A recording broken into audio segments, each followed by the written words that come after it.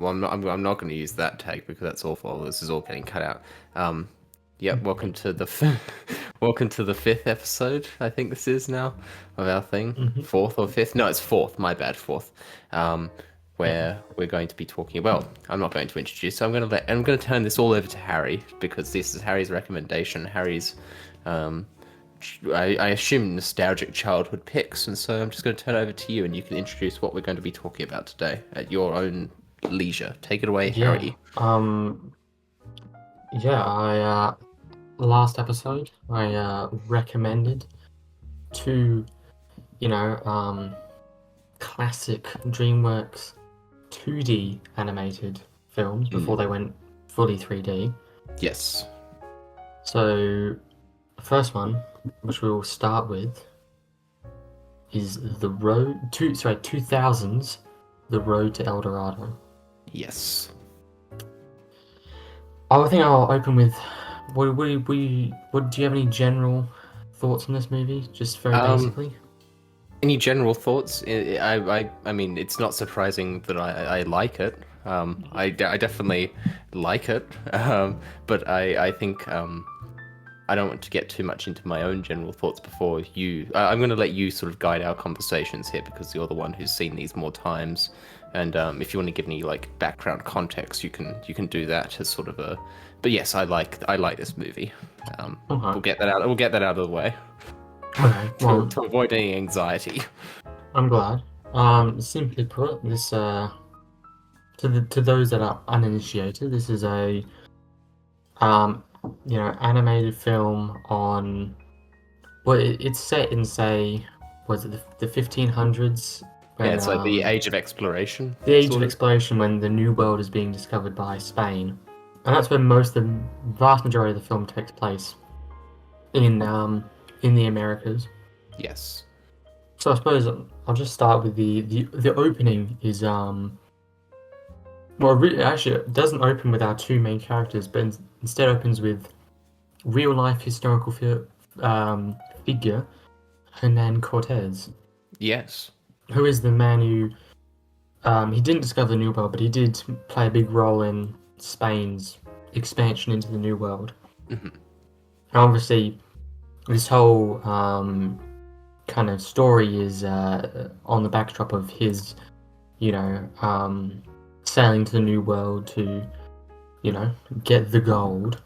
We're then introduced to our two main leads, in Miguel and Tulio, who are two, I guess they're like street rats kind of thing, as in Yeah, they're like what? How would you just like con artists, sort of? But a like, con artist, I think is the best word. Yeah, con yeah. artists. Well, they're opening with like they're playing like a dice game with somebody for money, Yes. and they have loaded dice, so they're obviously like they're meant to be, they're cheaters, but with a heart of gold. Mm.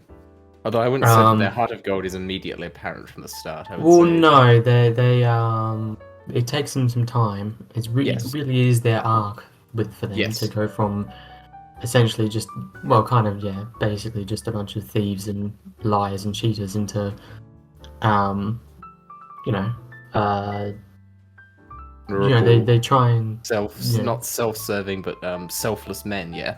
yes. What do you obviously this whole movie, for me personally, I think is really sold by the two of them and their dynamic. What do you think Yes. initially about them? Well, I'm looking back at my notes now, and like the one, two, three, the fourth note I wrote down was that they have funny banter. I think they have a really good dynamic. I really like these characters. Um, I think they're good protagonists. I think that they're like distinct enough that there's like a good sort of balance there, a good sort of dynamic, a good sort of playing off of each other. But they're also close enough so that there's not like this constant. They work well together. There's a Mm-mm. good chemistry between them, and I think that it really establishes them quite well from the start as like just who they are, what their position is in this world at this point in time, and sets up their motivations for the course that they're going to take throughout the movie. I think it's a Mm. really good. I think it's a really good start point for these characters that immediately sort of makes you care about them, makes you interested in them. Yeah, no, I really like them. I find them quite fun, and they do bounce off each other really, really well. Yes. And it does really. I think it's probably easily some of the best part of this movie is just those two bouncing off each other, especially in the opening scene where they're very good in the opening scene where they're kind of Yeah. you very quickly realize that I think Miguel's he's the blonde one. Yes. I think Yes. that's right. Yeah, Miguel is in red and Tulio is in blue. yeah.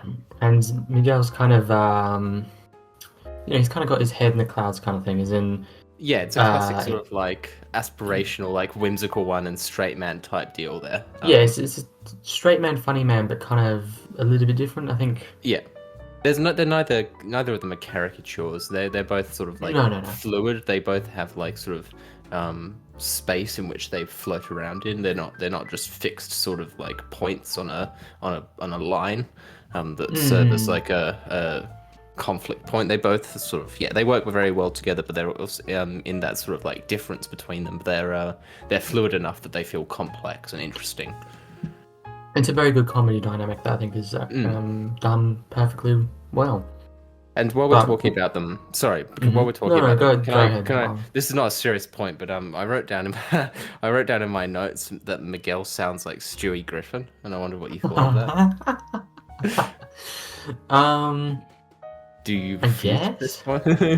Yeah, I rewatched a little bit of the film to just like refresh myself because it's been a while, and I don't really know what I was talking about there, but you can kind of hear it. He's got a little bit of a Stewie Griffin thing going. I get, yeah, yes, I guess it does have that kind of slightly silly voice. Yeah, I know what you mean.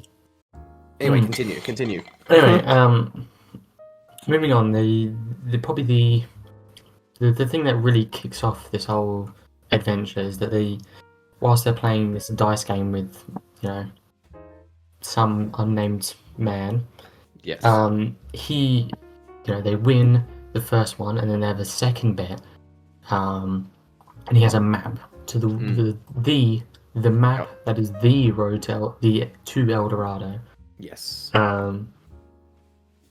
Which is it's loosely it's loosely based on a real thing, or the search for El Dorado was a real thing that happened during this time. I know that it's not like a complete like original idea. I know that El Dorado Yeah. is kind of a myth or a legend or whatever you would say. Yeah, so the brief history of it is El Dorado. Everyone says it means the city of gold, but realistically in Spanish it just translates to the gold, Yes. which is kind of how this whole legend got started. They're basically wishful thinking that there was just City of gold. Yeah. Piles and piles of gold, which eventuated basically there was no, at least there was loads of gold in the New World, but not to the incalculable extent that the Spanish thought there would be. Yes, of course not. But obviously, this is a fictional movie on what if it really was real. Yes. So after after they win, although they get found out that they have loaded dice and they've been cheating, there's kind of a little chase scene where Miguel and Tulio they do like a performative fight between the two of them to kind of I forgot about distract that. the soldiers, and they run off, and there's a bull, and there's a big chase scene throughout the streets of I assume Spain. I don't know, some Spanish town. I'm gonna assume. Yeah, what's like a Spanish port city? Where did Columbus sail? Well, Columbus sailed from Italy, didn't he? He did. I don't know, like Anyway, nonetheless. Sevilla's one. I think Sevilla, yeah, we'll go with or Sevilla. Barcelona, or something like that. Which ultimately ends in them. They jump and fall into these two perfectly paced barrels of water. Yes. To escape, the soldiers, which then get it's like a giant chest gets put on top of them, and then it's like craned into like a boat. But what ultimately eventuates is they're both on like Hernan Cortez's boat. Then they're found out and put in like They're put in stocks, and then they're put in like some in like a. I think the terminology is the brig, isn't it? I think that's the terminology Yes. in boating. Yes. I'm not a sailor by any means. No. But yeah, basically the idea is right now, they're going to be enslaved, I think, in Cuba.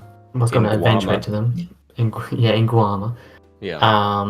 So they're stuck in, and they're trying to figure out an escape plan, basically, which lasts all about 5 seconds until we're met with our, I wouldn't say third main character because it's a horse and doesn't speak, but it is in for a lot of the movie and does have a name. Name is Altivo. Yeah, I forgot that the horse sort of appears a lot more. Yeah, yeah, you're right, actually. Yeah, which I say it's not really a character, but the horse does have like kind of a personality. Yeah, yeah, it's It's got a lot of like funny expressions.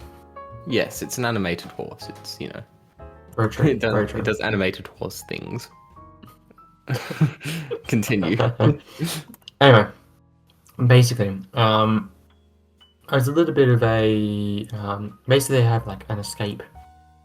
They escape from the boat, they escape from the boat after Miguel like befriends the horse with an apple, and then the horse gives them the keys to their cell.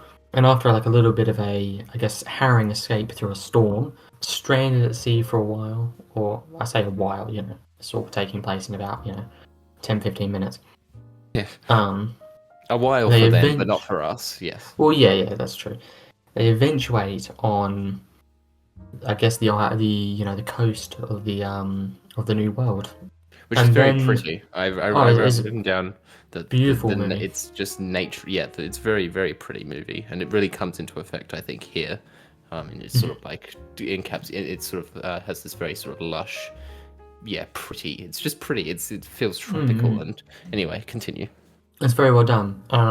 Basically, Miguel works out that they're in the New World, and they use the map that they got back in Spain to try and find El Dorado. And this is where one of the, I guess, big selling points of this movie, which is most of the songs, or at least all the ones with lyrics in it, are all sung by Elton John. Yes, and this is the other thing is like montage. So here's the thing. This is actually a point where I need to like bring up a couple of things that I wasn't expecting going into this, because I've never seen this film before, unlike you. First of all, I wasn't expecting it to be a musical at all. So I was like, oh, there's songs in this, cool, and they're sung by Elton John. And secondly, I wasn't expecting, and we'll get to this in a moment, but I was expecting, with the name of the movie being The Road to El Dorado, I was expecting it to be a sort of journey film. But the journey sort of like ends pretty abruptly. The journey is basically a quick montage. They sing this song, and then they're there basically, them and the horse. Well, they're not there just yet technically, because yes, they get to There's also the kind of, which is an interesting decision they kind of made. Well, not really, because it doesn't hamper my opinion on the movie. But not only do they have the horse character, which is kind of like the quintessential, animated, animal you got to have. They also have like it's like an armadillo or something. Yeah, it's that kind of follows them on their entire journey. That's not really a character, but it does have it's not really a later on. But yes. It does affect the plot, but it also says nothing and has no expression, unlike Altivo the horse. It just kind of is there. Yes. It's like a minion. Banana. Yes. No. Anyway, so they go on this journey, the road. To where again? I think it's to El Dorado. Oh, I thought it was to Grimsby, but anyway, continue. No, sadly not. Well, actually, gladly. Yeah, after this short montage, where they get butt naked. Oh yeah, I think we'll discuss maybe that a little bit later, because there's another scene that comes up right towards the end of the film. This movie is, like, I'm not saying it's explicit, but it is a bit more. There is stuff we need to talk about in regards to that. Well, look at that. It does all say this movie does sometimes toe a more grayer line in terms of its family-friendly But basically, they find this like giant carved rock, right? And it's like a brief moment where they both like think they're basically like they're like El Dorado doesn't exist. Like it's you know, it's just like a fabrication. They're basically being sold on a dream, you know. But then we're introduced to us. Now this is probably the proper third main character, who's Chell, who is like a well, she's like a Native American woman.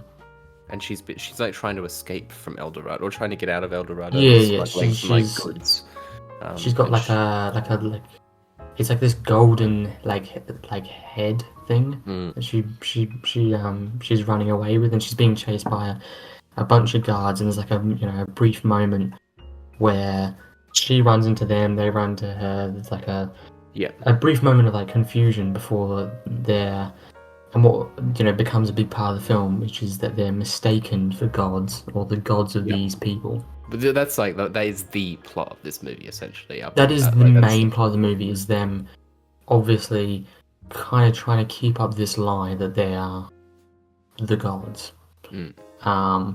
whilst also trying to get as filthy wealthy as possible.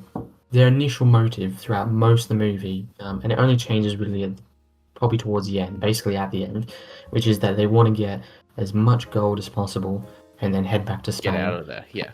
They're just going to rob these people blind.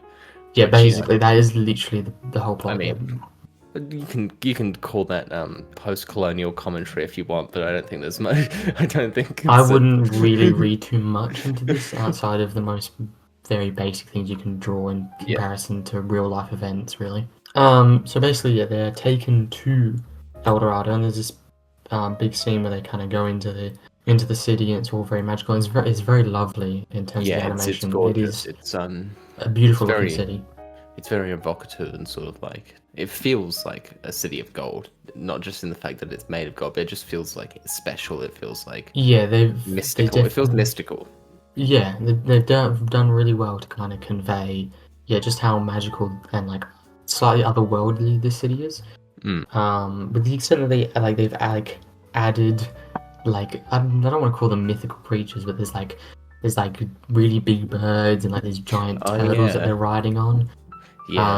Which is slightly strange, but also like I understand kind of the idea behind it. It's just trying to make the city as otherworldly and mythical as possible without maybe going too crazy. I don't think at any point it does become ridiculous, but it does have a slight adding of kind of mystical or mythical elements to them. It's not a real place, I guess, is the thing. So no, exactly. So they can play loose and fast with it. And then be coming to another two important characters to the movie, which is you got like the chief, and then you got like the high priest, who becomes the main villain of the story. Yes.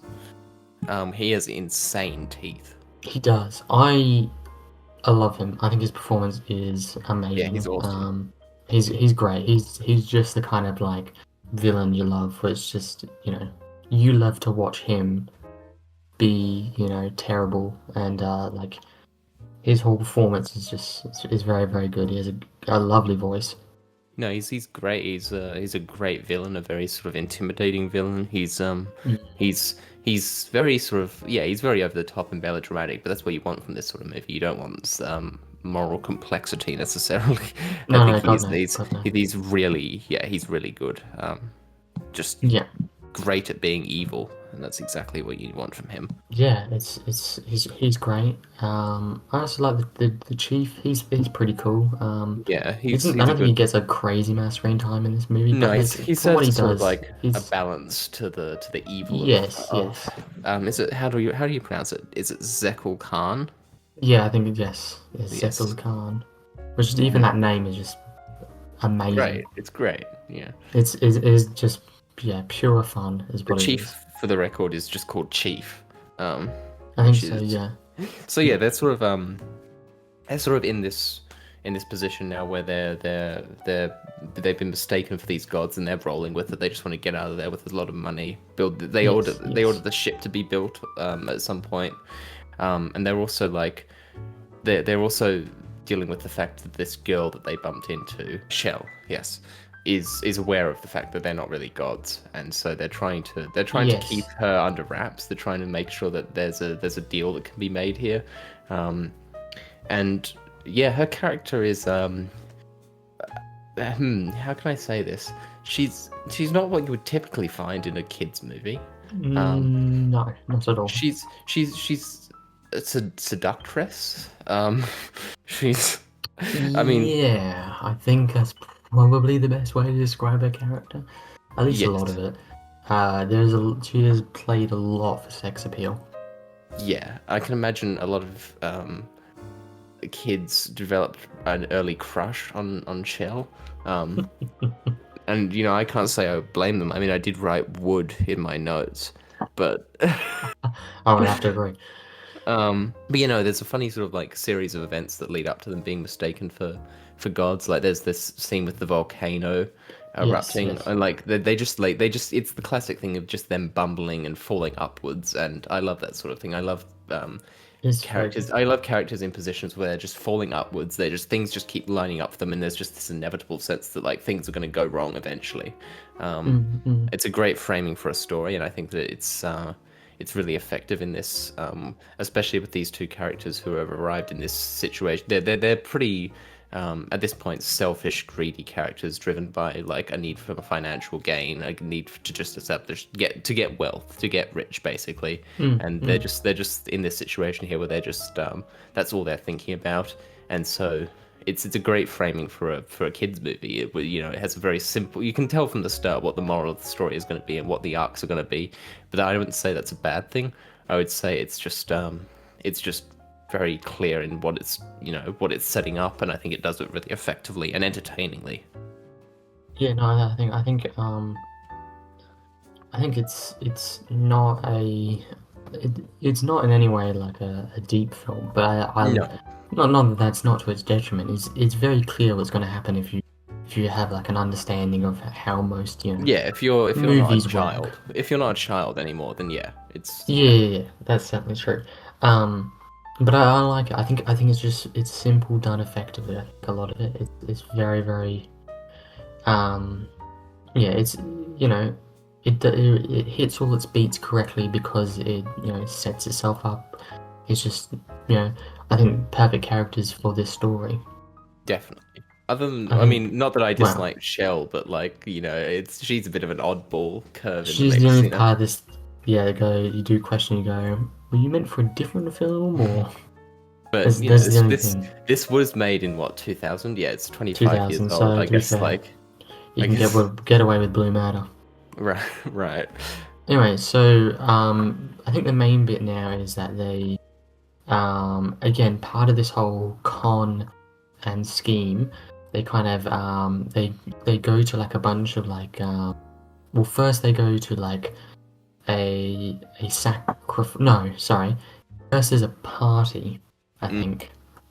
I think it happened that basically like it's in back to back. There's a sacrifice and a party where the party is just simple. It's just another song. Um, that's really all that is. I mean, more great performances from Elton John. yeah. Um, the sacrifice is a bit more something to talk about there. I think at this point, like Chell is now they basically have a deal that she's gonna like go with them back to Spain, Yep. and in turn she's gonna help them with the con, where she's gonna be like their local interpreter kind of thing, and she's gonna tell Yes. them all What the to do, all different the bits about customs. her. Yeah. So there's like part of that. There's this whole confusion thing, and this is where kind of like at first Zekel Khan is not. I guess he's not like an outright antagonist in terms of like harming our main characters, but he's now set up to be. Now it's very clear that he is a villain. Where Yes. he like the first thing he wants to do is he wants to basically Do a he's gonna like sacrifice. push. Well, he's gonna push a man like into like a whirlpool. Yeah, this is like a So massive. assumably he's like It's, he's gonna like sacrifice a man by like drowning him to death, basically. it's not just a whirlpool. It's like this like comically large chasm. Oh It's yeah, like the yeah, yeah. Grand Canyon level of depth, and at the bottom there's this massive like whirlpool. Sorry, this is ridiculous. It's just gonna push this guy. Has the guy done anything wrong? Is it just like petty theft, or is it No, just I a random don't. dude? I don't really remember if it's ever said of that he's. I guess Done maybe meant anything to wrong? assume he's done something wrong, but like it Stole slightly copper or something, yeah. seems. I don't know. Um, Is he from Newcastle? um, and that is one thing that, like, with that scene, I think like it's not a big problem that I had, but it's just sort of like there's it is a thing where it's like it's a movie where things could be a lot easier for the characters if they just thought things through. Like there's this sequence where like they're assumed to be gods, all knowing, all powerful gods, right? Mm, mm. And there's this sequence where they're going to push this guy off the cliff, and they're like, wait, don't do the sacrifice.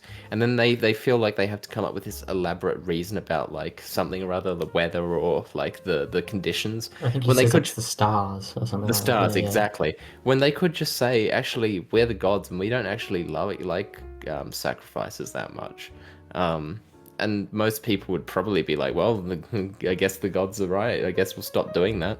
Um, Mm, mm. it does feel like there's it's not necessary. I wouldn't go as far as to say it's a contrivance, but it is a thing where it's like this could just be easier for you guys if you weren't so stupid and you just like thought things through. Yeah, They are yeah. sort of bumbling through it and not really thinking about the most effective way to deal with their situation. Mm, mm. But I guess that's kind of part of the The point of the movie point, is that yeah. they're kind of meant to be, um, like they're meant to be idiots.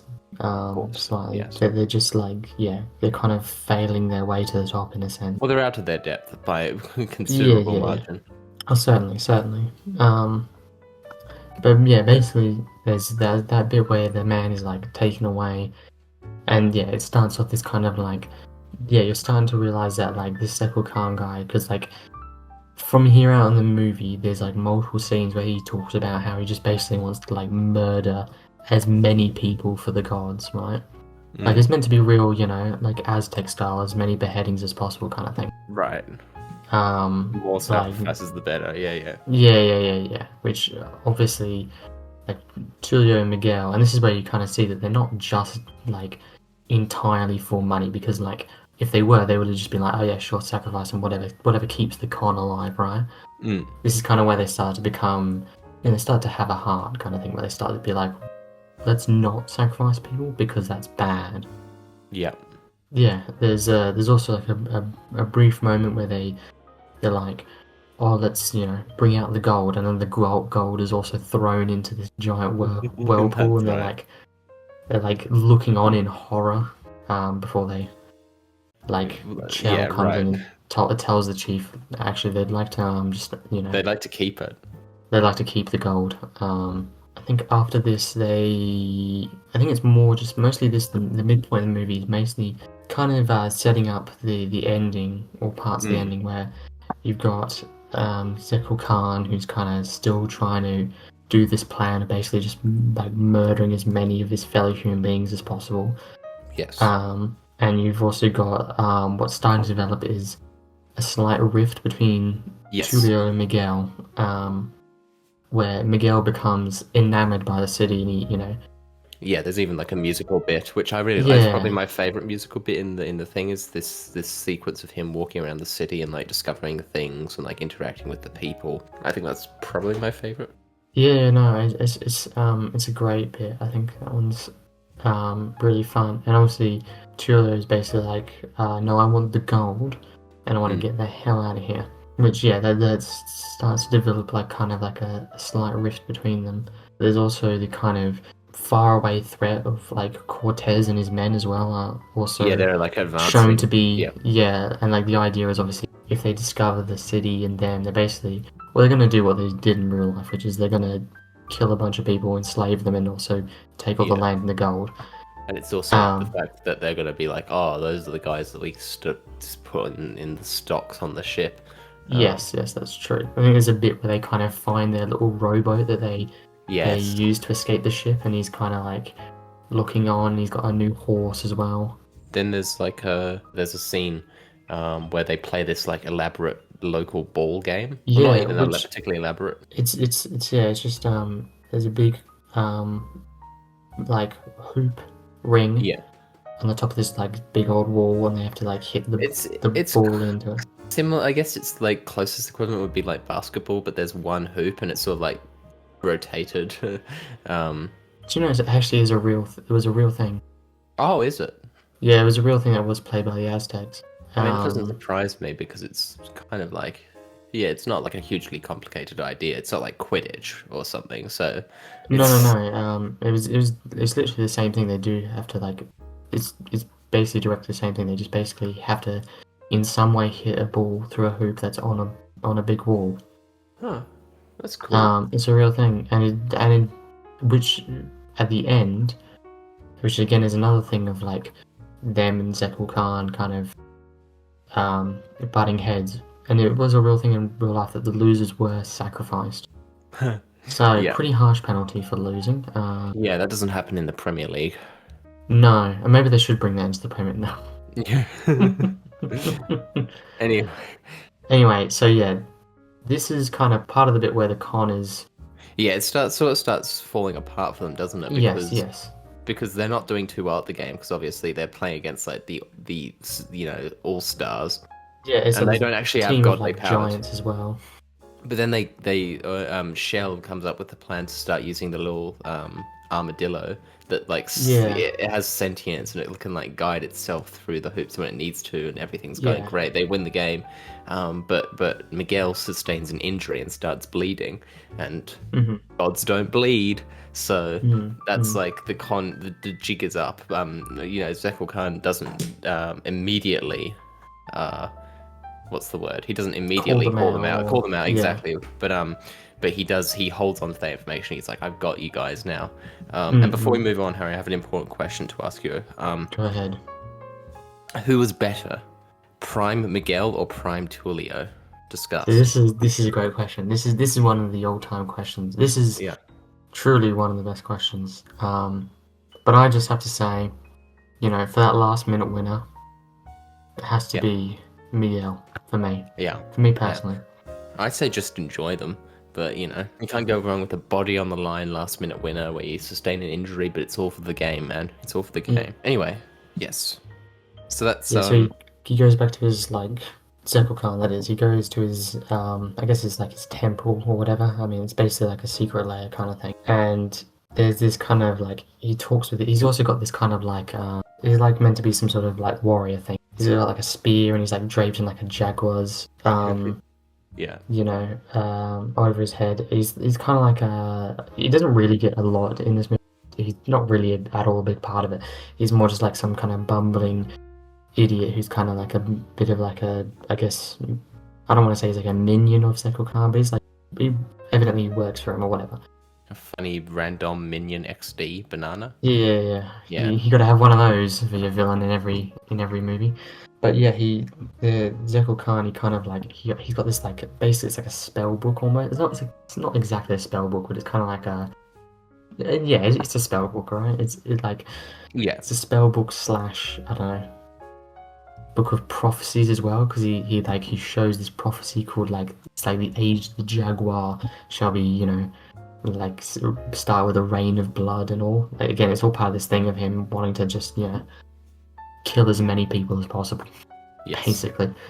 And he now he devises this kind of I guess it's like a potion he's making, because he's like he gets the guy to like get some ingredients, and he's got like a hole in like the earth where he's like creating this like elixir. He makes this like potion thing and he drinks it. He's like, it needs more body, and then he just pushes the man directly into this like basically it looks like like acid almost. Like he just goes straight in. Comically evil. Yeah. It's just like how do we make our villain as comically evil as possible? We'll have him kill his like servant basically. Yeah, it is a trope, but it is a bit of a trope, but it's very good. It's very funny. He like obviously drinks the potion, right, or like consumes it, right, and he's now got this giant statue, like statue of a jaguar on his in his temple, right, and he like takes control of it. Yes. Like I think if you watched this movie for the first time, I assume you'd be kind of I don't know. Well, you tell me, but were you like, in a sense, slightly surprised of how the ending of this, where it became Yeah, slightly a bit, I it literally, I it literally became very wrote, fantastical. I literally wrote that the attack comes out of nowhere, and yeah, it definitely took me by surprise. I mean, I think everyone would be like anyone who's watching this movie for the first time at this point. I think would be expecting that, you know, Zekul Khan was going to do something. There was going to be Yeah, some sort of like big action moment, but I don't think we assumed that a giant, like, reanimated statue of a jaguar was going to no, like. It's like it becomes like a kaiju fight almost. You know what I mean? As in like, it's this yes, giant monster like attacks the entire city, and like he's like destroying it as well. yeah. Um. It's not just after like Tulio and Miguel. He's just like out to take as many people. But he loses in the end. He gets sort of like sucked into this waterfall or to this like Yeah, so the same like yeah whirlpool that he yes, was first trying to sacrifice a man at the start. He ultimately, after being kind of like Tulio and Miguel as like a rehash to the start, they kind of do this thing where they pretend that they're fighting each other yeah. and then turn on him. It's sort of helped by the fact that at this point in the film they are sort of like actually quarreling. So like it's Yeah, yeah, because Tulio wants to stay and Miguel wants to. Sorry, opposite. Tulio yeah, wants to sorry. go with all the money, and Miguel wants to stay because he Yeah, loves the place now. he loves the place, which I think segues nicely into something I was foreshadowing earlier. There's, it's not like full front or anything, but it is a very heavily implied sex scene. Yeah, yeah, there It's is. extremely, like, I figured like it's even implied is actually the wrong terminology. It's basically, well, sorry, it's not, it isn't a sex scene, but you know what I mean. It's like Yeah, well, it's they. it's 100% of what it is. Yeah, no, they don't like sugarcoat it or skirt around it. They just like straight up, yeah. They, Yeah. yeah, it's So yeah, pretty bad. obviously, this part of this movie is like this romance between Chell and Tulio, Mm. which like it's not really like it creates a kind of rift between Miguel and Tulio, but it's not really an integral part of the film. No, It's not really discussed much, and I guess it doesn't really need to be. Kind of just consensus is, they like each other. That's kind of it. Like that's yeah, it's not exactly like a romance. It's more just like the two of them fall in love, and that's it, right? yeah. I think I'll just ask you this outright. What do you think about this film's kind of? It's very much on it's skirting the edge. It's certainly in a grey area in terms of how much it gets away with. What do you think? Where do you stand on it? Do you think it's maybe too much for a film of this caliber, or do you think it's probably done tasteful enough? In terms of its like sexualness, in terms of its, Yeah, I would say that's probably the like it doesn't say like there's no offensive words and not like any I would gore or anything. It's mostly just sexual. It's mostly I just sexual. I would say it pushes the upper limits for a kids movie, but Hmm. it doesn't go into the realms of inappropriateness. It's Okay. not Yeah. there's just enough there where it's like, um, it's yeah, it's a kid wouldn't necessarily understand everything that's happening. No, no, no. I wouldn't. I don't think so. No, no. I could understand. Some people in the audience being turned off from. Not like as in It was adults, surprising to obviously. me. It was surprising to me, I but it think was I think if you didn't know anything about this film, I think there is a lot of parts that would surprise people, and that's probably why it didn't do as well as um, I assume DreamWorks wanted it to do. yes, Certainly, yeah. If you didn't really know much about this film outside of probably all you could really discern is it's going to be about you know like the 1500s in the New World and Spain and like discovery, right, and assumably gold, right. yes. But aside from that, yeah, there would definitely be quite a few in these parts of this movie that are curveballs for people. Absolutely. Yeah. So I guess we're sort of like heading towards the end now because Zekel Yeah, so Khan he like gets stranded with like the Spanish explorers and their army yeah, and so he he starts leading them towards El Dorado. So there's that sort of impending threat. yeah, Um after going down the kind of wormhole, there's like he ends up actually like unscathed out, and he's yeah. discovered by Cortez, and Cortez like which is like a little bit of a contrivance because he would definitely die. But I like think he we can look probably, at would have, but like, he would have been whatever. absolutely like decimated. And then there's also Yeah, the yeah. the escalating sort of like rift, yeah, between Miguel and Tulio. Yeah, at this point, it's Um, kind of like basically it's come to a head where like at this point the two of them know that they're no longer like basically see each other again because yeah, Miguel has basically just said, yeah, I'm staying here in El Dorado, whereas Tulio is heading off back to Spain. yeah, And obviously, like, so the people of El Dorado and the chief, they build this like giant boat and they fill it with gold, right? yes, Um, and they're just about to set off when they see like these fires and no, sorry, they see some like fires and smoke in the distance, but also like a man, one of like the I guess he's meant to be like a soldier or something. He runs in saying that it's like men with like the army are armor coming. and Yeah, guns and swords. And Tulio and Miguel both tell the chief like, oh, there's no hope. You're not going to be able to like fight him off. And this is where like I think there's a slight issue in terms of like how much stuff I think this movie tries to get away with, not get away with, sorry, tries to do in this amount of time because yeah. almost probably it's been about 5 minutes between when Tulio and Miguel were no longer kind of they were kind of like I guess I wouldn't say they're no longer friends per se, but they're kind of like They're no longer on they're speaking terms, really. they're no Yeah, longer going on speaking terms. They're kind of like they've kind of know that they're going to be drifting apart. Well, they know yeah, they have drifted apart. They're going in separate ways, that kind of thing. Almost immediately, well, not like it's not immediately, but like between when they separate and when they're back friends again, it's probably about what I don't know, maybe 10 minutes max, if even yeah. that. And it's But also basically, it's also a similar amount of time between like Zekal Khan's attack on the city and then the final action set piece. So it is yeah, a little this crowded towards the end of the it's a film. little bit. It does get a little bit crowded at the end of the film. It does kind of struggle to really get all these all this like the emotional beats and the story beats kind of like Yeah, they slightly kind of fall on top of each other, kind of so to because speak. it does They're not actually given the room to breathe. it does actually set up quite a lot in terms of like its emotional stakes and the stuff that like the threats that are coming. There's like there's Zekal Khan and then there's the Spanish are coming and then there's the threat of them being found out and then there's the threat there's their friendship falling apart and there's the relationship with Shell and there's the fact that they want to get all this gold. It's this whole thing. Um, It's a lot all on top of each other, certainly.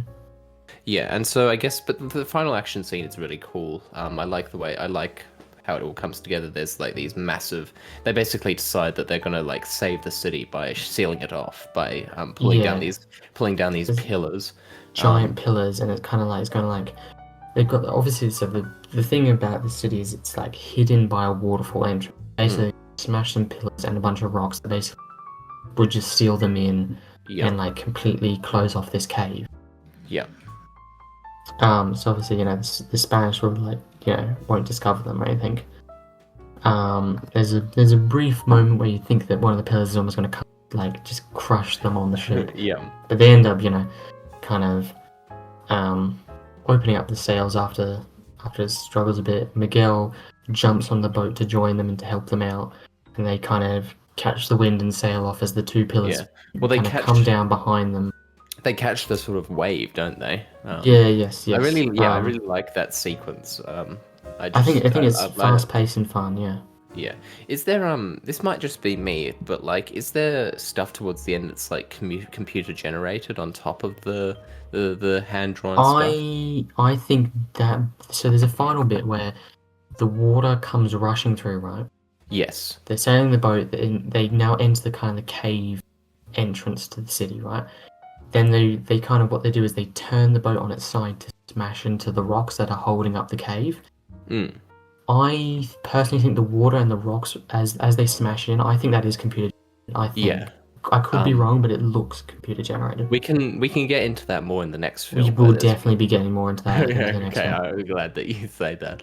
But But I don't think I also think the goals part I of don't think it looks great. But no, I think I don't think so. But in this part where it's only like one aspect of it, it's okay. I Yeah. think also the gold is computer generated as well, Yeah. because Yeah. part Because of there's a this lot of is it flying everywhere. yeah, a lot of stuff that's flying everywhere. I think that's all probably computer generated. Basically, they smash into the cave, they close it off, but in doing so, they like completely destroy the boat and all the gold. Assumably gets crushed. I assume all the boat and the gold gets crushed, and they come out unscathed, right? Yeah. And this is kind of ultimately this is their arc where they give up the gold in order to save the city basically. They both give up their sort of like what they want. But Miguel gives up the city, Tulio gives up the gold, and then them and Shell, and I think probably the horse The and the horse as well armadillo, as there, and the armadillo's there. and they all they're They just like, well, let's get out of here, I guess. yeah, they kind of like they get out and they sneak around these rocks as they watch like Jekyll Khan leading Cortez's army, and like as he leads them to basically what is now just like a pile of rocks. I mean, it's not confirmed what happens to him, but I'm assuming he is taken away and probably sold into slavery. Yes. So a lovely ending for our villain. I mean, he kind of deserves it. Like he's I a bit mean, of yeah, I mean, he's a he psychopath. definitely was gonna try and do like just completely murder an entire Sort of city, cleansing, basically. yeah. Yeah. And then they, ride off into the sunset. All of them. And that's the plot of the movie, That I is guess. the Road to El Dorado. Yeah. I guess we can talk about overall thoughts now before we do our Overall ratings, which thoughts. is also Okay. clinical. Um. Let you talk about your overall thoughts Okay. because I think you're gonna have more to say because this is yeah. Go. I will admit, I'll admit right now that I think part of what I'm going to rate it and my overall thoughts is most definitely nostalgia talking. I think Yes. I don't remember when I first watched this movie, but I was this is definitely one of those movies where I watched very young, and I was immediately enamored by just the whole movie. Just I love the characters, I love the setting, I love the animation, all of that. I think it was really was a film I grew up loving. A film that kind of I think definitely jump started my interest in history and learning in other cultures. So I think it was a very I guess in one of those films where I look back on I think a very formative film in a sense. So I definitely admit there are a lot of issues. I think it does try and bite off a lot more than it can chew, but I still don't think it kind of horribly fails at it. I think it just kind of everything feels a little bit crammed. That's just it. It just feels a little crammed at the end. Yeah, it's just a very short movie that tries to do a lot. I wouldn't Yeah, say I wouldn't say anything about this is horrible by any means. Yeah, certainly not. I think it probably could have used more time, less to do. One or the other. I think it does suffer from a bit too much in too little time. Ultimately, as I said before, I love the characters. I love the dynamic in the band between Tulio and Miguel. The horse even has some funny faces it pulls. Yeah. And although I think Chell is, I do admit she's played a lot for sex appeal, almost entirely. I still think she has some quite good lines. She's certainly not irrelevant in the plot. Like she's part of the plot. Independent. She serves a function. It's not like a complete caricature. None of these films are. I think ultimately this is just kind of like it's very much in the style of a lot of I think movies from kind of like the 60s almost, where it's like you've got two kind of like fast talking, bantering con artists, and then you usually have like a woman on the side who I think in more probably those ones she's maybe the female leads are probably played more for sex appeal. But I think also part of their kind of that style was the lady in that three was kind of meant to be like you'd have the funny man, the straight man, and then the woman who was even more between the I think in this, like I said, I think it ultimately becomes like, it's mostly a two-man dynamic, but it becomes a three-man dynamic. Chell is the most reasonable or the most sane out of the three of them. Definitely. And when that happens, that can be quite funny. I think, honestly, there should have been, Jekyll Khan's great, amazing villain, just like pure evil done so great. It's just, that's almost one of my favorite parts of the movie. And I think a wonderful score and the visuals are really stunning for um like a DreamWorks film, Definitely, yeah. like extremely high level for. And I mean, I'm not saying all DreamWorks or even all like American animated films, but they, you know what I mean, isn't it? Sometimes they can just look a little bit cheap or a little bit samey or a little bit plasticky, Yeah. but this one really tries to be as beautiful and artistic as possible. I think. Yeah. Yeah, no, I agree with all of I that. think I think yeah, the style is very great. Just thinking of anything else I really have to mention or what I have to say about this movie. Not really. I think I'll just shall I give it my rating and then I'll let you Yeah, speak? yeah, you can give it your rating. I think I'm gonna give this. I'm feeling 8 of bars of gold out of 10. That's if I give nostalgic things even more than that. So you're being very reserved there, Harry. I You know I know, always am, but I don't disagree with anything that you're saying. I just feel like I feel it slightly less intensely. I feel like it's for me personally, like it's this kind of dealt a difficult hand coming straight off the back of the Wallace and Gromit special that we did, where very like true. it's like, oh my god, like I'm not going to get into the gushing about that, but like just I like basically everything about this movie. I like the art style, I like the characters, but it does feel more like the sort of kids movie that you need that nostalgic connection to really Yeah, love. yeah, I couldn't It agree just more. it does everything competently. It's fun. The music's good, the characters are fun, but there's just nothing there that to me stands out as truly special. Yeah, With the exception maybe of like the like some of the what's the word, like sets, some of the scenery. yeah, In this film yeah. in particular, like there's lots of very evocative scenery. I think that the setting of El Dorado is very well conveyed, and that's why I like Hmm. that sequence of Miguel exploring it the most. Is it feels like alive. It feels unique and special, and I think that. It's just a film that does everything that it wants to do competently. I think that if you put this on, if you were a kid and you watched this, I can imagine really loving it because it's mystical, it's funny, it's got a sense of adventure and playfulness to it. It's got good lessons in there. It's got everything that you want from a kids movie, but it's lacking just it's very much a personal thing for me, but it's just lacking something that really makes me take it to the next level and connect with it on the level of something like a Wallace and Gromit or Yeah. like what's another example a classic Pixar film where it just feels Hmm. like next level, like this is made just for people who like film. Yeah. It's and so yeah, I've got nothing really negative to say about this film.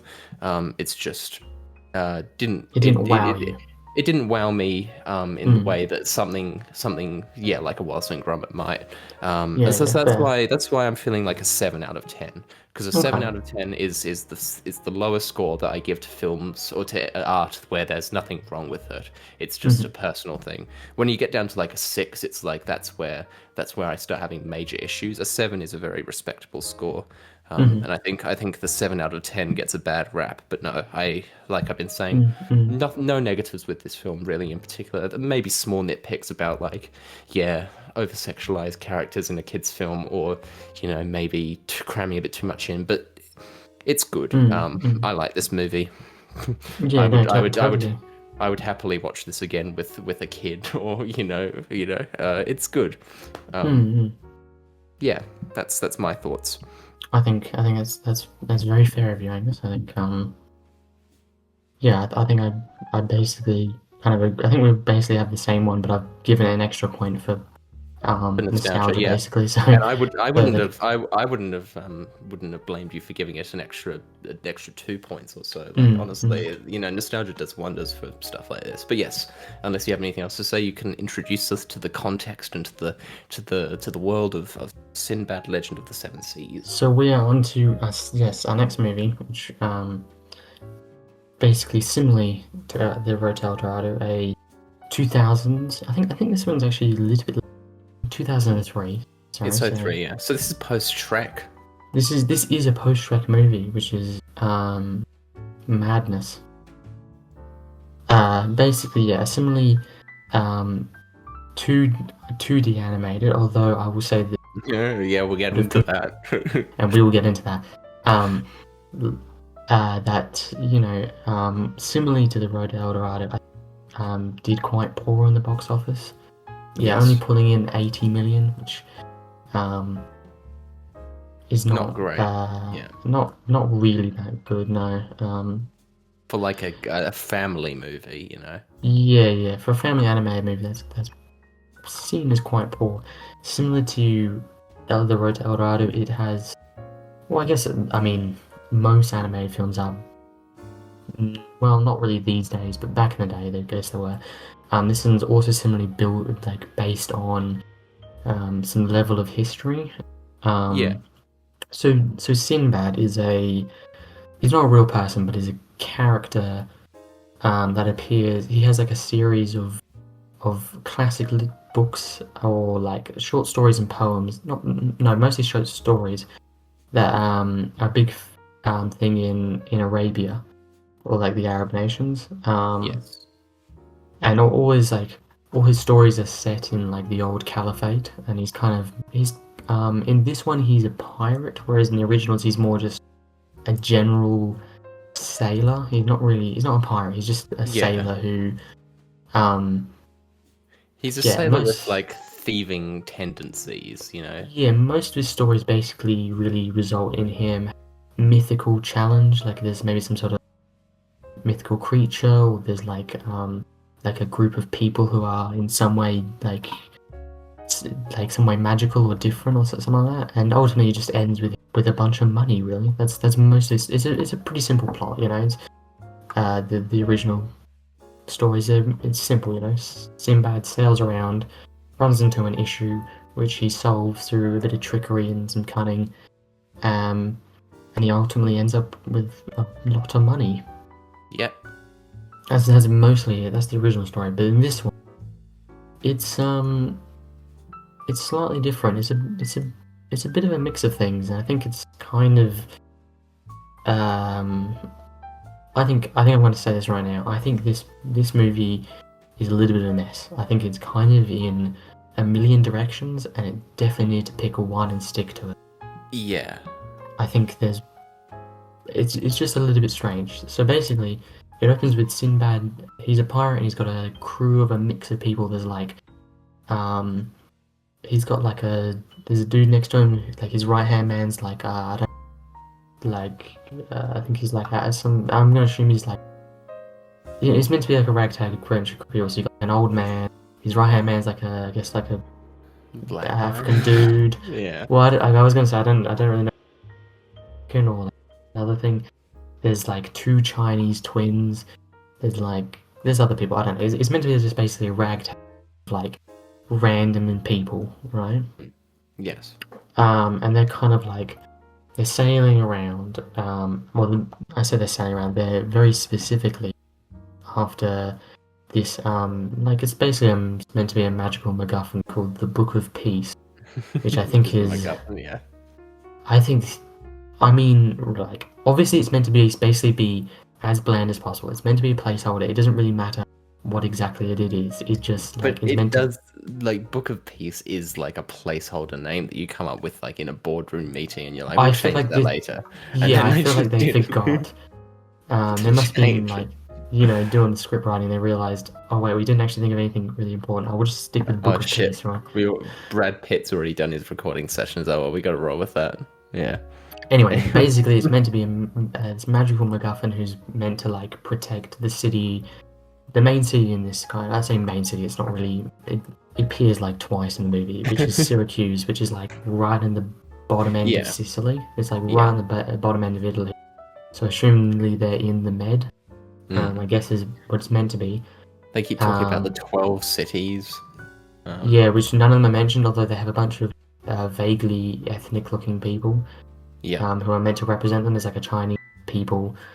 I think there's an Arab dude. Like, you know what I mean? As in they've just picked a bunch of like vague ethnic groups. Yeah. Yeah. So basically the idea is that this magical book will like protect them, I guess. Yep. Yeah, again, it's just like not in any way explained what exactly the Book of Which Peace is is. fine. Like you can have a MacGuffin in a kids Yeah, movie. that's It's you true. know, it's That's true. whatever. It's not really, yeah, meant to really be deeper than the very literal sense of it. There's lots of exposition and like yeah, 'cause, like he arrives on this ship where it's being carried and it's like his old friend Proteus. Yeah, who's Uh, like the Prince of Syracuse. yes. And the idea is that, if he steals this book and like he's basically gonna steal it and then like sell it off to the highest bidder to go, him and his crew can they can retire in Fiji. Which is that immediately made me think of Red Dead, but Sadly, this movie does not have as many charming characters in it at all. I mean, it's unfair to compare anything to Red Dead Redemption 2, so we won't do that. We But, won't do that because that would be very harsh on this movie. But why is this basically, not more like Red Dead 2? why is there no guns and horses? Um, basically they have a quick scuffle. They kind of reunite, and then a giant squid monster comes. Yeah, and they fight it together after They fight together. Because I feel like it's important to say that they haven't seen each other in years, and we don't know Oh, why yes, just yes. yet. But it's because we learn later. Well, we get to that later. We don't need to. There's Anyway. there's the idea that they kind of initially it seems like they just kind of had different pathways, which is part of it, Yeah. I think. Which is obviously Proteus is the prince. He joins like the navy, I guess, whereas Sinbad just is a pirate and he steals. That's the main thing about Sinbad. And he's Brad Pitt. Yes, he's Brad Pitt. Whereas Proteus is Joseph Fiennes, who fucking who cares? Anyway. But he's not Brad Pitt, so. Exactly. Anyway, so the squid monster they fight off, and then it is revealed that the squid monster was sent by Eris, who is, and this is where I think this movie is slightly strange in how its theming and its geography seems everywhere, right? So you've got Sinbad based on an Arab sailor. Proteus is meant to be an Italian prince. There's 12 cities that are from vague ethnic, and Eris is a goddess from Mesopotamia.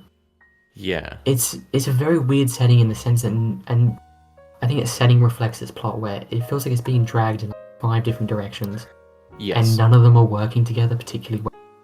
I will say that I like Eris as a villain. I think that I think she's Pfeiffer very good. Yeah. I think Michelle Pfeiffer is probably the best. Gives the best voice acting performance in this film. I think that she's she's similar to Zekul Khan. She's just a intimidating sort of like she kind of has that sort of seductress thing going on, but like there's kind of like a in a less like she's no. There's no thought of anyone getting with her. That's right not, because that's she's like obvious. a god. That'd be super weird. I'm glad they didn't do that direction. That'd be odd. No, but there's kind of like she kind of has like a romantic banter with. You get the impression that she does that with everyone. But it's kind of like, obviously, she kind of realizes that she's like a master manipulator, so she kind of will say and do anything to kind of like get her way, and she ends up like she throughout the movie is kind of like she's either like tricking people or like she's sending these monsters after Sinbad, pretending to be somebody else, in some way lying. What do you think about the fact that she introduces herself as the goddess of discord? Well, I think now in 2025, I think that takes on a very different meaning. She doesn't really look it because she would need to be about 500 pounds larger. Okay. Don't know if I can leave that one in anyway. No. Anyway, so there's this kind of like, well, she first tries to make a deal with Sinbad, which is that like he should go steal the book for her, give it to her, and then she'll give him like basically as much gold as he can possibly fathom. Yeah, just infinite wealth, because if she Infinite gets the book, wealth. she gets everything. Yeah, yeah. The idea is that she's gonna, I don't know, if she gets the Book of Peace, she can, I don't know, destroy the world or something. Yeah. Again, it's not really particularly explained. She's just evil. She just wants to. Yeah, She just I wants get to it. fuck shit up. She wants to fuck shit up. The MacGuffin in some way stops her, so she needs to steal it. Yeah. And Sinbad was already planning on stealing the book, so it just kind of all works for him. So they end up sailing, both Sinbad and Proteus, on his naval ship. They end up sailing back to Syracuse because it's meant to be like Proteus has been at sea for some amount of time to try and secure this book, and it's like a big, it's like this big diplomatic event, and all this coming back like a hero. And Sinbad's at this point, it just seems like Sinbad's basically tapped for old time's sake. Yeah. Obviously, he has, at this very moment, he has the intention to steal, and that's why he's kind of following them. And basically, they come back, and then we're introduced to, I guess the third main character of this movie, which is what's her name? Is her name Marine? Concrete? Yeah. What's her name? Marina. Marina. Oh God, I did that well, didn't I? By Catherine Zeta-Jones. Yes, and she's meant to be Proteus's fiance, and she's from, I don't know. Again, she's meant to be some. Yeah, she's from somewhere. She's an arranged marriage. Yeah, so it's meant to be like a political marriage. But the idea is that, Proteus makes like a kind of speech to her about how he, even though it's arranged marriage, he's still he loves her, and it's all like that. After Sinbad himself sees her, and this is where it doesn't get revealed now, but I'll just say it because exactly. It's set up now. Basically, the idea. At some point back in their past, when Sinbad and Proteus were friends living in Syracuse, she must have came to Syracuse because she's meant to be some foreign princess, or maybe at least a noblewoman. So she must have come when they were younger to Syracuse on some diplomatic, and that's when they kind of both of them, they both fell in love with her. Well, it's not really properly explained, which I kind of like. I mean, obviously you don't need to tell us everything, we can fill in some blanks.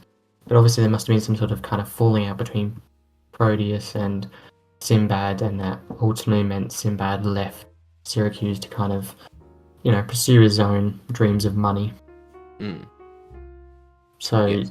But she was the inciting thing, because it's also kind of he basically just left because he he was in love with her, but she was engaged to be married to Proteus. Yes.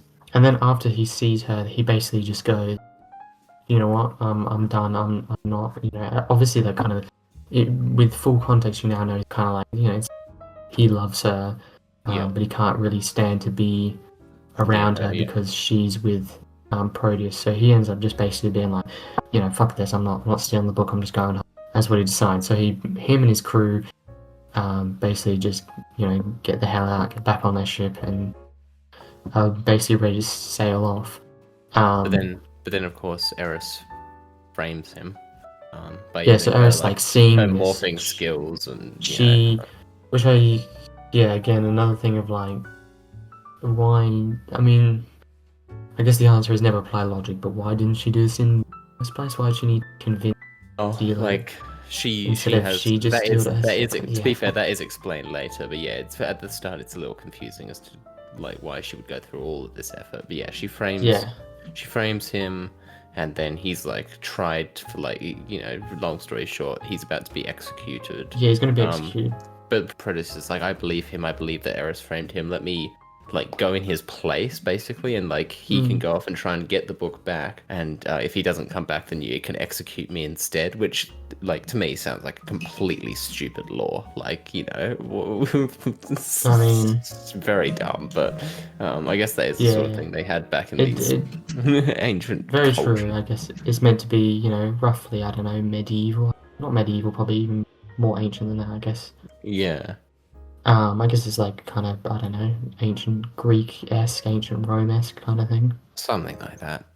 something like that. It plays pretty loose and fast with its setting. It's not really based on anything specific. It's kind of just Yeah. a mix mash of like multiple different ideas, concepts, all kind of like thrown together in this kind of like semi-mythical world. Yeah. So yeah, basically now it's Sinbad and his crew have been tasked with sailing off, which initially, and this is kind of the thing where you go, it's a slightly strange disconnect in the sense that Sinbad is like, his whole crew is like, okay, we're gonna sail. Like, I mean, they're basically just like, all right, cool. Well, like mostly his right hand man is meant to be kind of this, like, we're meant to be kind of, you know, got a bit more heart than Sinbad, where he's like, okay, boss, let's sail off, and then Sinbad basically tells him, nope, we're going to Fiji. Yeah.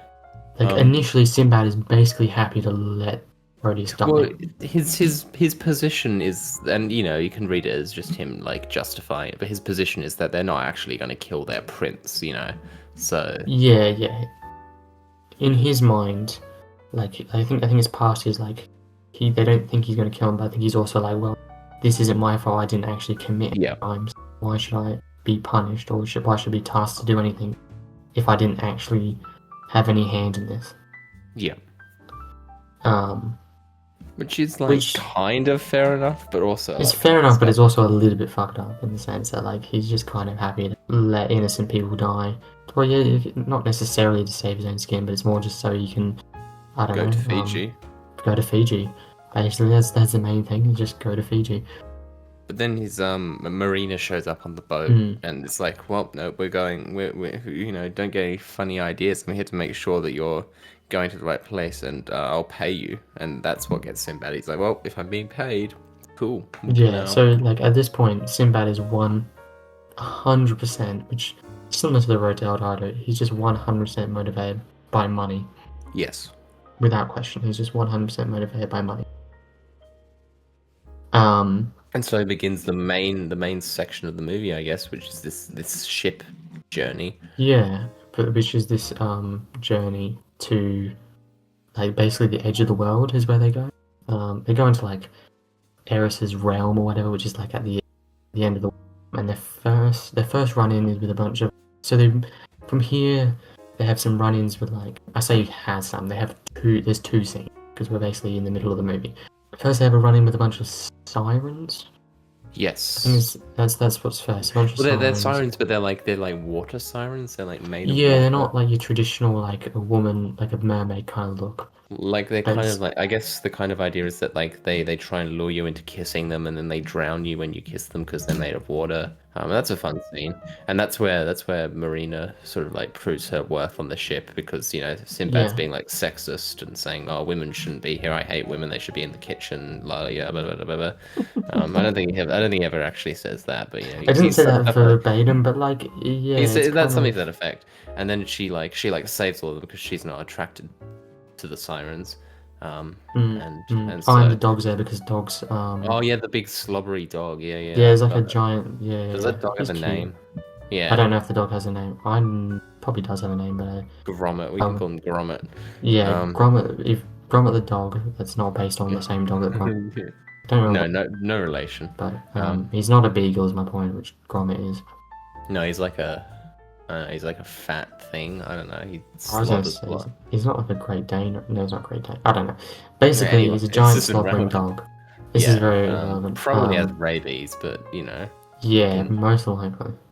You can gloss over that, and then Basically, yeah, she sails the boat like out of this like. Also, there's like giant sharp rocks that they're looking at the boat's gonna like yeah. crash into.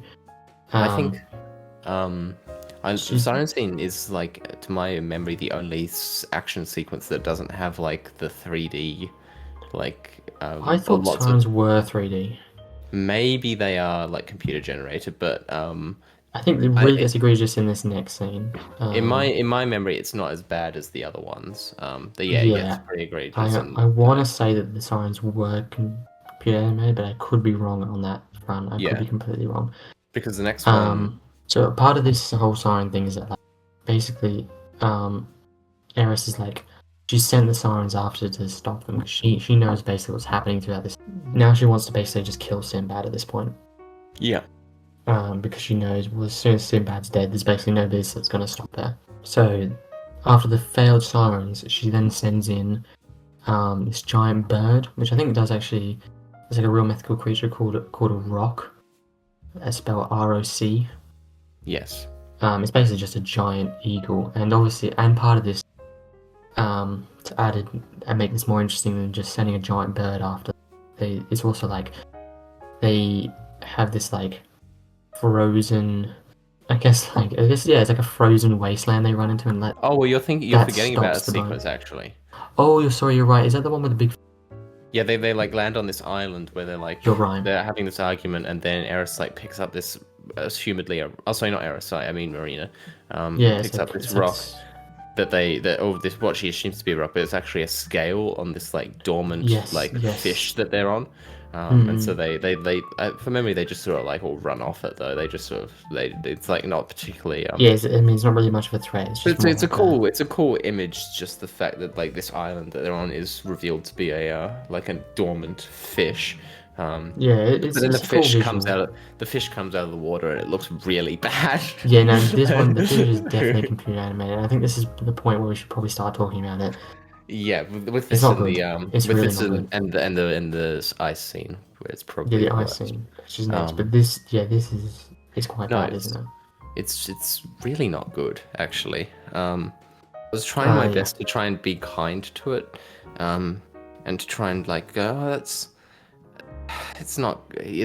just not good. Like what can you say really? It just doesn't really look that good.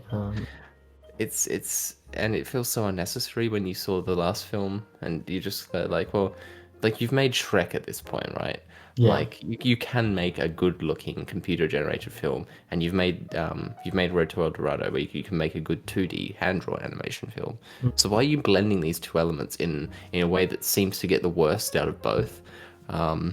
Yeah, look, I think the 2D animation is not horrific in this. It's not horrific, but it's also not as good as in Road to El Dorado. No, I totally agree. It's not to the same level. It's it passes. It's competent, but it lacks any of the sort of like there's not many evocative images. The most evocative stuff that I can recall are like some of Eris's scenes where there's like these cool like bubble orbs and there's some like cool stuff later on, but yeah, no, the 3D animation looks really bad.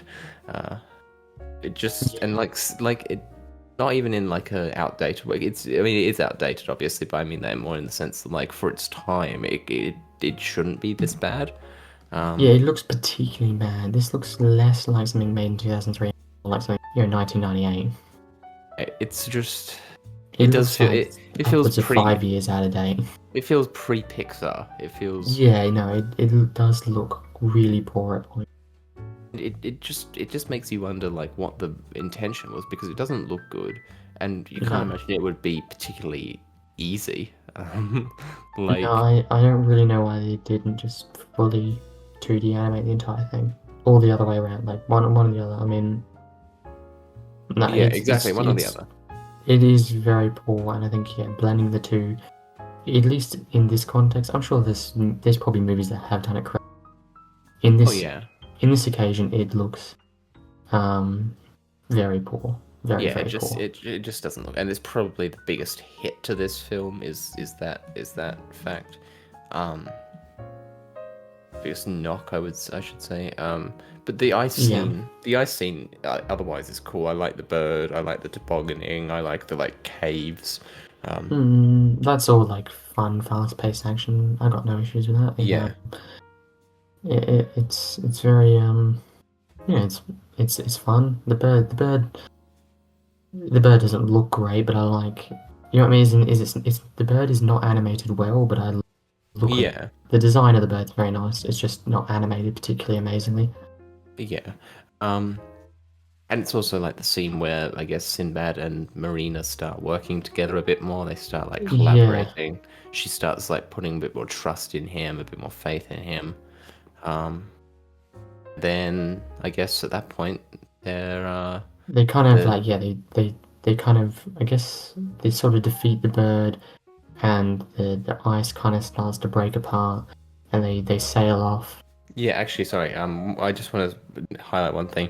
During the like tobogganing scene when they're going down the hill, there was some really weird like camera movements or Oh camera. yes, it does all kind of like It to me, it move felt. around very strange. I don't know why. Like the only thing I can think of, and it's such a weird like thing to pull out, but there's some of the camera positionings and like camera movements following them as they're like going down this like toboggan course make me think of like a replay in like Mario Kart when you're watching your previous lap.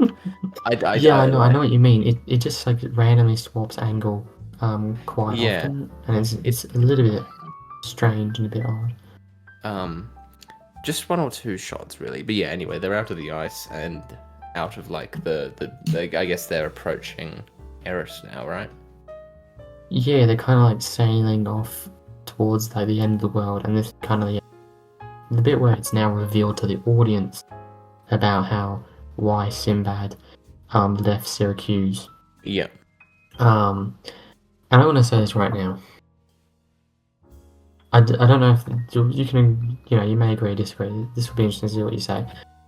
I personally think, seeing as this kind of romance, this kind of love triangle, in a sense, not really yeah, I mean, I guess, yeah, the kind of love triangle in the sense of like both Proteus, and which is Proteus, I mean, it kind of has like no action in this romance at all because he basically just He's yeah, he's awaiting not in death, this. yeah. He's not in this. He's basically yeah, but mostly between Marina and Sinbad. I don't think it works. I think it's very bad. I think I know what they're going for, but I don't think they have enough time to do it. Obviously, what they're meant to do Yeah. is it's two people who are meant to kind of hate each other, It's or at enemies the to very least lovers. they yeah. I think it way too quickly switches. It takes Yeah. it just doesn't give enough time for it. And seeing as it's a central part of personally, I just think I don't know. I think it's probably maybe a bit too hard of a concept to pull off in such a quick amount of time. I would agree. I'm not a huge on it, and I would also say that it's kind of questionable the morality of it. Oh yeah, well I mean straight up he is getting with His like well I friend's mean I guess fiance, yeah. yeah he is straight up getting with like his friend's partner. And I get that it's an organized marriage and everything, but it's just, Yeah, it it's not a doesn't really great work. it's not a great moral to be imparting on children, you know. It's not no, it is a little bit strange. The other thing is like it's not really particularly like it seems more like Marina's just into Sinbad's lifestyle than Yeah, him. yeah, She just kind of like it's very obvious like it's kind of shown from the start that you know she wanted to kind of sail the ocean and she wanted to adventure and she didn't really kind of want stuffy you know lifestyle, some sort of like the royal court and like right. royalty and whatnot. She doesn't really want that. She just kind of wants to be an adventurer and sail like Sinbad. But it doesn't really make sense why she's really into him. He just kind of goes from her disliking slash hating him, and then he says, "Oh yeah, I'm in love with you," and she just goes, "Well, I guess I am." I don't know. I think it just kind of fails to really give them any Yeah, really romantic scenes. Any kind of other scenes that beforehand are kind of played for laughs. yeah, I agree. It's not, yeah, like just a little bit more, a little bit of something, and it would have worked.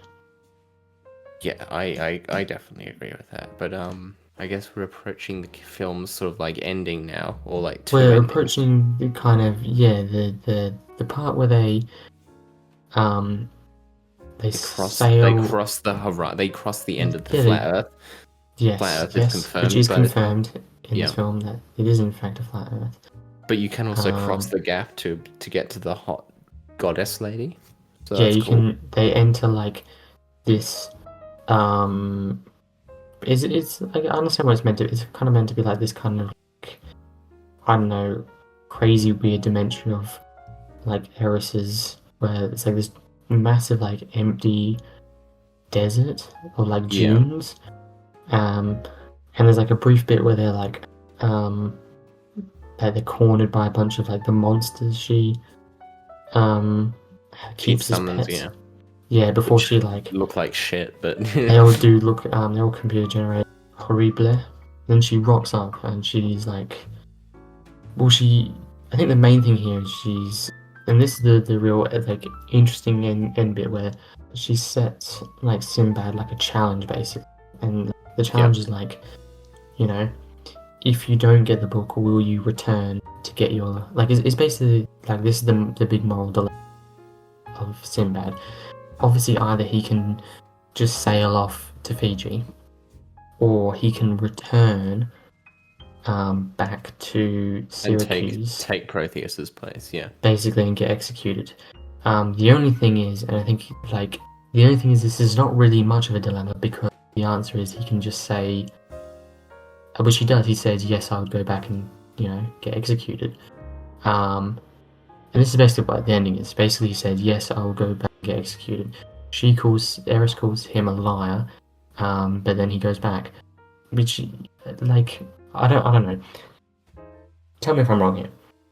But isn't that kind of the stupidest challenge you could ever set someone? I guess the idea is that she assumes of Sinbad that he always will do whatever, saves his own yeah, skin and gets him as much money. But even if you apply that logic, Sinbad could just always just say, "Sure, I return." He returns. Then she rocks up and gives him the book. yeah. Like it's not really. I don't know. I think Yeah. it's just way like it's just an obvious I loophole to this. I do think that it is kind of cool that the film ends without like another grand massive battle, and that it's that That's true. the main villain is defeated in like a different way, and there's Yeah, the message yeah, about telling the truth about being honorable and how that pays off, yada yada yada. But I think that there are a lot of it's contrived and it's sort of like messy, and it's like, well, you didn't really think that one through, did you, Eris? And like, yeah, yeah. I don't know. She's Also, like like it. bound by her word, and it's like, well, Yeah, she like she could just swears. decimate all of these people if she in an instant. But Yeah, um, it's all very very contrived. But I guess that's what happens when your main villain, when your main villain is like a god. It's yeah, you you kind need of to do think have to. you can't. Yeah, like from the start, it's like, well, how the fuck are they gonna defeat her? It's like, Yeah, well, obviously you can just be like, well, what if she killed everyone? But it's, don't apply that level of logic.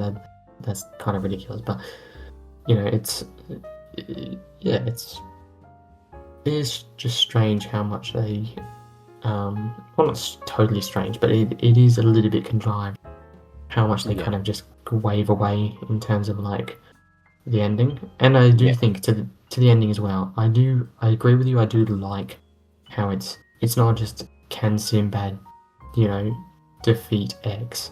It's more like a moral dilemma that Sinbad has. He has to do a moral good rather than just do right, like how physical his like physically has he got the ability to do something. It's more like it's yeah he's got to show well, yeah, and it works it's because a moral choice. he comes from a place of immorality and of selfishness, and so yeah, Yeah, there's an arc there. it Um, does work, but I also feel like it's kind of I don't know. It just feels a little bit empty. Is yeah, it just me? definitely. No, I definitely agree. I think it just kind of feels a little bit of like a they're writing the script and they realize, hang on, this thing's starting to go too long. Let's just wrap it up Let's here, just end boys. here. And Brad Pitt's only we got a certain amount of budget Right. for Brad Pitt. Yeah, he returns back to Syracuse, which I guess is kind of the idea is um you don't expect it. And he comes back just in the nick of time as soon as like Brody's is going to Right, be of course. just as he's about to be executed. He rocks up, takes his place, and he's about to have his like head cut off when Eris like appears. Two I, cop out I executions back to back. yeah, brilliant, well done, boys. I do kind of like the visual when the axe like explodes into Yeah, like a bunch like of it like splinters. glass Yeah, or like shatters. It's pretty cool. That's fun. Basically she returns and she's like, well, you basically weren't she meant to didn't. do that. Yeah, you weren't meant to do that, and she gives back the book, and he returns him. everyone, Everyone lives happily ever after. the people of Syracuse are happy. He jumps back on his boat. Proteus lets Marina leave with him, yeah, Mm-hmm. and that's And they sail off to into presumably the Fiji. sunset again, yeah. That's about it, right? That is literally it. That's the movie. I think I'll switch it over. I'll let you say your thoughts Yeah. first, seeing as I did mine for the previous one. I'm in a similar sort of boat, but with more negative feelings to the last one, where it's like this is fine. Like this is a decent kids movie. It's got all right characters. It's got some good moral lessons in there. But it feels much more of a mess in a lot of ways than the previous one. Whereas Road to El Dorado had a story it wanted to tell, and it had some vibrant like artistic choices in there and all of those things. This one feels a bit more of a muddle, where it's like it's constantly location hopping. It wants to do this sort of big, almost Odyssean sort of like journey where they're encountering all of these different monsters. I mean, it is very Odyssean in the fact that they meet sirens. I'm sure they definitely were thinking of that. And it's also messy in terms of like just what it's doing artistically. You got the 2D and then the 3D in there, which just looks wrong. I don't think that. Yeah, I think that it just doesn't do anything that great. It's like it's not a bad movie. There's aside from the 3D animation is probably its greatest sin, and it's a bit of a mess plot wise at points, but it's not like atrocious. It's not horrible. It's just not great. And there's nothing that really spoke to me in it that much. It was just sort of like, yeah, that's a kid's movie about a pirate, or about like Sinbad. Cool. That was good. I liked some of that stuff in there. It had a cool villain, and by the end of it, it just sort of washed over me. So yeah, I think in that regards, and maybe I'm being a little bit generous here, but in that regards, I'm giving it a 6 out of 10. For context, El Dorado was like a mid to high 7. This is like a low to mid 6.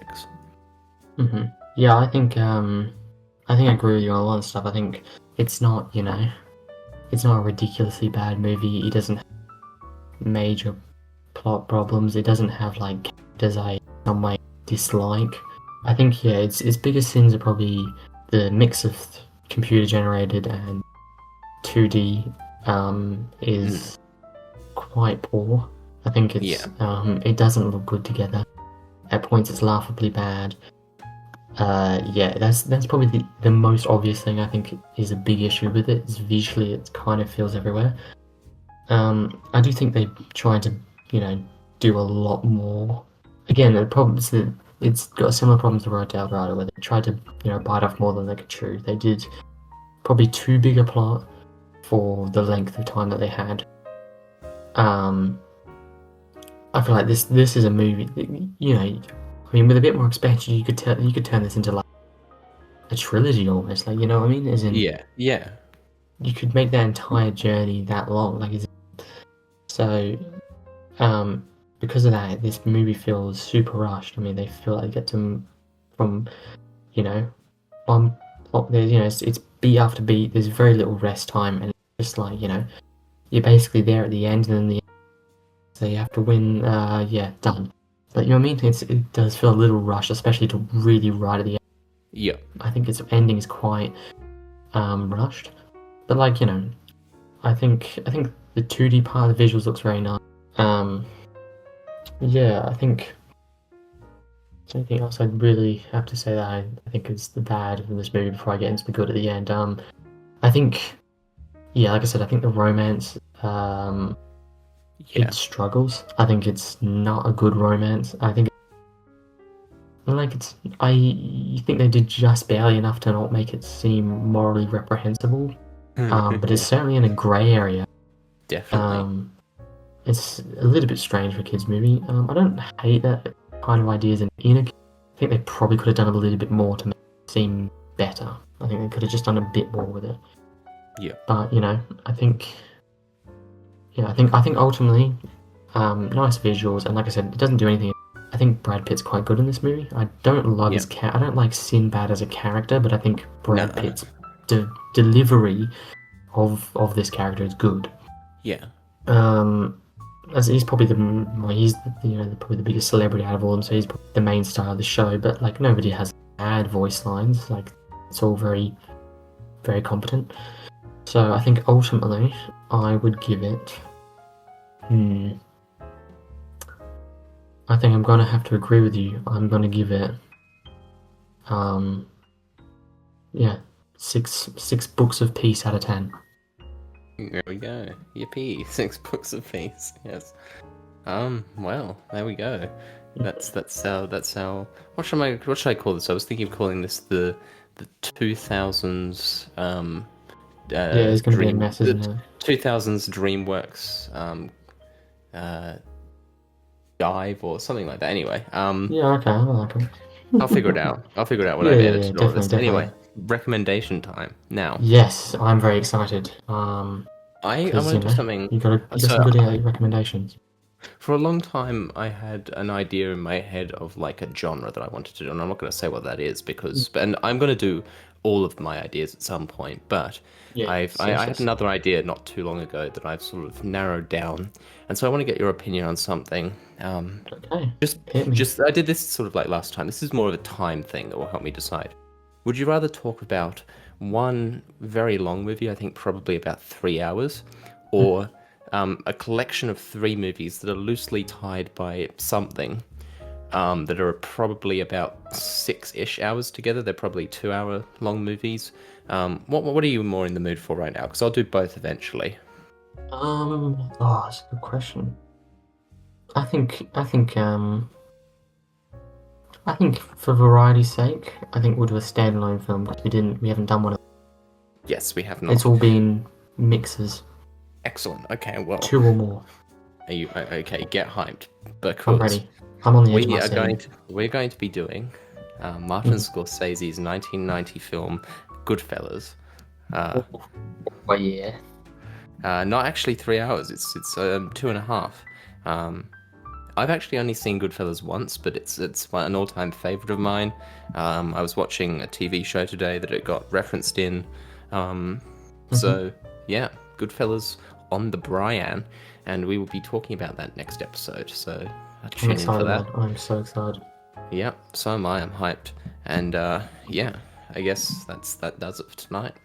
Mm. Um, it's goodbye from me, and it's goodbye from him. Uh, Take care. take care.